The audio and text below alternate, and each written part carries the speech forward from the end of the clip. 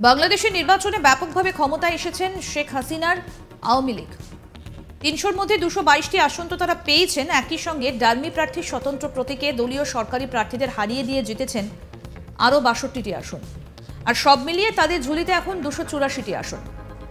হাসিনা ক্ষমতায় আসায় বেশ খুশি নয়াদিল্লি, কিন্তু প্রশ্ন এখন এর পরে আওয়ামী লীগের ব্যাটন কার হাতে উঠছে। ভোটের পর হাসিনা জানিয়েছিলেন, মুক্তিযুদ্ধের পর ১৯৭৫ সালে সপরিবারে তার বাবাকে খুন করা হয় এবং তারপর বন্ধু ভারত আমাদের আশ্রয় না দিলে বেঁচেই থাকতাম না। ওদের সঙ্গে কিছু দ্বিপাক্ষিক সমস্যা আছে, সেগুলি সবই আলোচনা করে মিটিয়ে নেব। শোনাই আপনাদের কি বলছেন বাংলাদেশের প্রধানমন্ত্রী Sheikh Hasina. We are very lucky. We have so many people here this time. So my message to you that what's your appeal to the voters? Well, India is our tested friend during our liberation war. They supported us. Not only that, after 75, when we lost, we two sisters, you can see, when we lost our whole family, father, mother, brothers, everybody, only we two survived. So they gave me shelter. So we have our best wishes to the people of India. We are very lucky. কিন্তু এখন প্রশ্ন যে হাসিনার পরে আওয়ামী লীগের baton কার হাতে উঠছে, অর্থাৎ হাসিনার পরবর্তী ক্ষেত্রে কে হবেন বাংলাদেশের প্রধানমন্ত্রী। হাসিনার বিপুল জয়ের পরে প্রধানমন্ত্রী নরেন্দ্র মোদীও তাকে ফোনে অভিনন্দন জানিয়েছেন। প্রশ্ন হচ্ছে যে পরে কে। দুটো নাম নাকি ঘোরাফেরা করছে, একজন হাসিনার বোন শেখ রেহানা আর অপরজন হাসিনা কন্যা সাইমা ওয়াজেদ পুতুল। সূত্রের খবর, হাসিনা তার ঘনিষ্ঠ মহলে নাকি বলেছেন সময় সব বলবে, তবে পাল্লা ভারী বলে মনে করা হচ্ছে কন্যা পুতুলের। কারণ পুতুল ইতিমধ্যে নিজের যোগ্যতায় রাষ্ট্রসংঘের দূত হয়ে নারী এবং শিশুদের জন্য কাজ করছেন। আন্তর্জাতিক ক্ষেত্রেও তার নামডাক রয়েছে। জোহানেসবার্গে ব্রিক্স সম্মেলনে হাসিনার সঙ্গী ছিলেন তিনি। এছাড়া আসিয়ান সম্মেলনেও বাংলাদেশের রাষ্ট্রপতি মোহাম্মদ শাহাবুদ্দিন চুপ্পুর সঙ্গে ইন্দোনেশিয়া সফরেও গিয়েছিলেন হাসিনা কন্যা।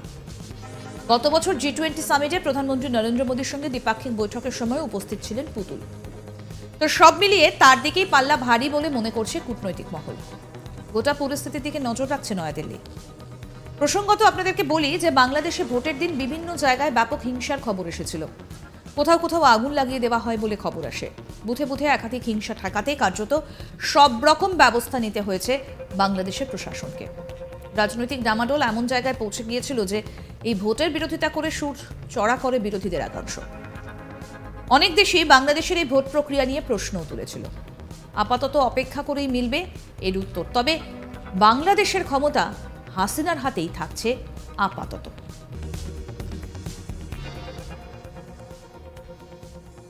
এবার আপনাদের জানাই শেখ হাসিনা কিভাবে আওয়ামী লীগের দায়িত্ব পেলেন। ১৯৭৫ সালে শেখ হাসিনার বাবা শেখ মুজিবুর রহমান এবং তার পরিবারের সবাইকে গুলি করে হত্যা করা হয়। সেই সময় বিদেশে থাকায় প্রাণে বেঁচে গিয়েছিলেন শেখ হাসিনা এবং তার বোন শেখ রেহানা। না হলে হয়তো তাদেরও এই হত্যা করা হতো। পরিবারের সকলের মৃত্যুর পরেই ৬ বছর পর প্রবাস থেকে দেশে ফেরেন শেখ হাসিনা। তারও আগে ১৯৮১ সালেই শেখ হাসিনার অনুপস্থিতিতে তাকে সর্বসম্মতিক্রমে বাংলাদেশ আওয়ামী লীগের সভাপতি নির্বাচিত করা হয়। শেখ হাসিনা কিভাবে আওয়ামী লীগের নেতা হয়ে উঠলেন সেই প্রসঙ্গে উঠে আসে তার প্রয়াত স্বামী এম.এ. ওয়াজেদ মিয়ার রচিত বঙ্গবন্ধু শেখ মুজিবকে ঘিরে কিছু ঘটনাও বাংলাদেশ বইতে। সেই সমীক্ষার ঘটনার পরম্পরা উঠে এসেছে পরমাণু বিজ্ঞানী এম.এ. ওয়াজেদ মিয়ার লেখায়। জানা গিয়েছে, শেখ হাসিনা এবং ওয়াজেদ মিয়া যখন ভারতে ছিলেন তখন ১৯৭৯ এবং ১৯৮০ এই ২ বছরে কয়েকজন সিনিয়র আওয়ামী লীগ নেতা বিভিন্ন সময় দিল্লি যান তাদের খোঁজ নিতে। আরও জানা যায়, আওয়ামী লীগ নেতা আব্দুর রাজ্জাক কাবুল যাওয়ার সময় এবং সেখান থেকে ফেরার সময় তাদের সঙ্গে দেখা করেন। সূত্রের খবর, আওয়ামী লীগ নেতা জিল্লুর রহমান, আব্দুস সামাদ আজাদ, তৎকালীন যুবলীগ নেতা আমির হোসেন আমু, তৎকালীন আওয়ামী লীগের অন্যতম যুগ্ম সম্পাদক সৈয়দা সাজেদা চৌধুরী দিল্লি গিয়ে শেখ হাসিনাকে আওয়ামী লীগের নেতৃত্ব দিতে রাজি করান। এইভাবে ধীরে ধীরে শেখ মুজিবুর রহমানের ব্যাটন চলে আসে তার হাতে। আর এইভাবেই তার উত্থান। এবার সব ঠিকঠাক থাকলে তার মেয়ের হাতেই উঠতে পারে এই দলের গুরু দায়িত্ব।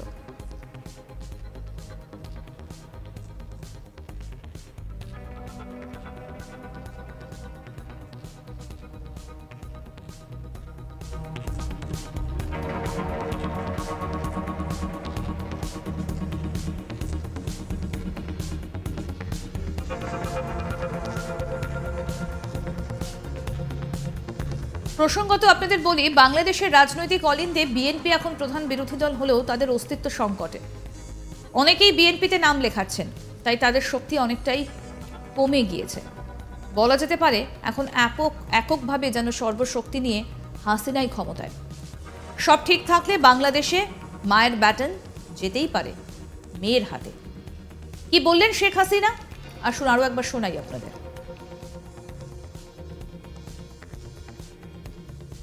We are very lucky. We have so many people here this time. Yes.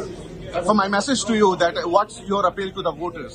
Well, India is our tested friend during our liberation war. They supported us.